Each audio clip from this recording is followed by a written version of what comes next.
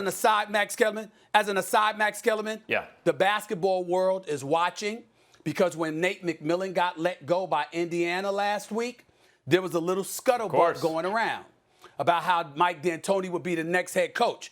I am telling you, the black coaches in the National Basketball Association, particularly with all this social justice issues going on, that's taboo in the coaching profession.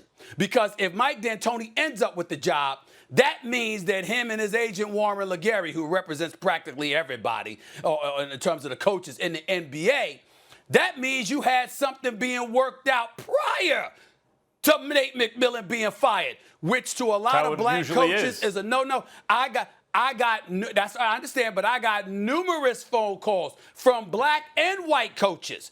Everybody's watching because the president of the Coaches Association, Rick Carlisle, does not play that. He frowns upon it because he believes it happened to him once. I'm telling you right now, if Mike DAntoni, he loses this game, he's going to get fired. It's done.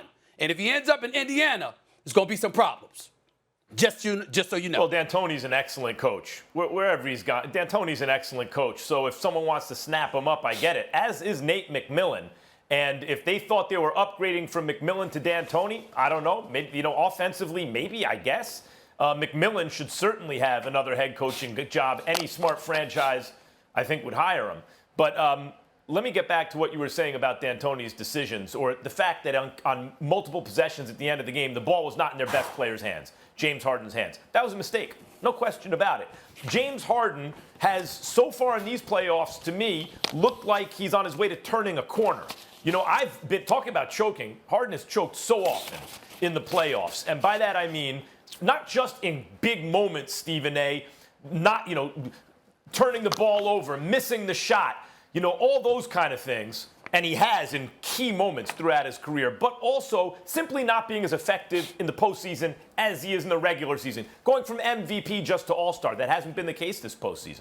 James Harden's been great. No one's perfect, but he's been great. He should have had the ball toward the end of the game. He should have at least touched it on one of those, I guess it was 3 possessions late, right? Okay, that's on D'Antoni. But Stephen A., Westbrook, if his number is called or if the ball winds up in his hands, that's Russell Westbrook, future Hall of Famer.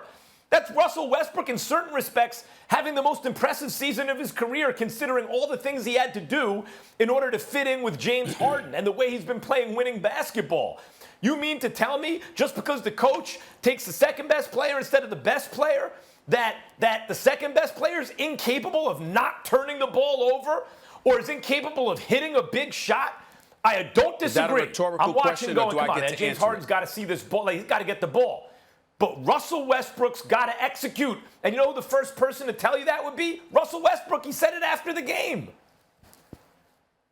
With all due respect, I don't give a damn what Russell Westbrook has to say about his performance in the aftermath of the game. Obviously, he didn't make the mistakes intentionally. We know he's phenomenal, and we know in most situations there's nothing wrong with depending on him. If he were playing for the Oklahoma City Thunder without Kevin Durant, we wouldn't say anything because we understand it's on him. The point is that you have James Harden, who is a better offensive option on any day to Russell Westbrook. He shoots better. He draws fouls better. He gets to the free throw line with more regularity. And more importantly, he's been more of an offensive juggernaut over the last 5 years than even Russell Westbrook. There is no excuse for Mike DAntoni to have not one, not two, several possessions down the stretch where James Harden didn't touch the damn ball. Why are you getting paid? For what?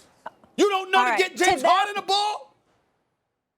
To that point, Stephen A. D'Antoni has now lost 5 consecutive games when facing elimination by an average of 17 points. Game 7 is Wednesday on ESPN. Stephen A., I just need to mention the fact you really rolled that R well when you said Gallinari earlier. That was very, very impressive. You're really doing well with all your accents. I just thought Southern Steve, and now we have Italian Steve. It's very impressive.